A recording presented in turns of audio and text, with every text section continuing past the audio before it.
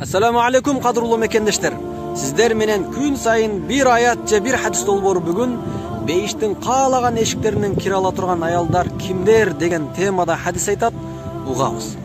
Абу Хурайра радиаллаху анху риваятлан hadiste Аллахтын элчиси саллаллаху алейхи ва саллям айтты: "Ида саллатил мар'ату хамсаха ва хассанат фаржаха ва атаат бa'лаха."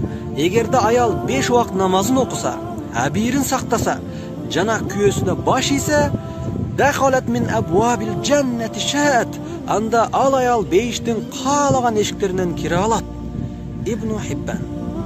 Акыйкатта аялдар үчүн бейишке кирүү өтө оңой. Анткени алар дүйнөдө тарткан кыйынчылыктарынын өзүнө эле, мисалга айта турган болсок, кош бойлуу болгондо, төрөгөндө жана башка ушул сыяктуу абалдарда эселеген сооп сыйлыктарга жетет. Мына ошон менен бирге аял 5 убакыт намазын окуса, абирин сактаса жана күйөөсүнө баш ийсе, анда ал аял хадисте айтылгандай бейиштин каалаган эшиктеринен кире алат. Aqulu qawli hadha wa astaghfirullah li wa lakum. Assalamu alaykum wa rahmatullah.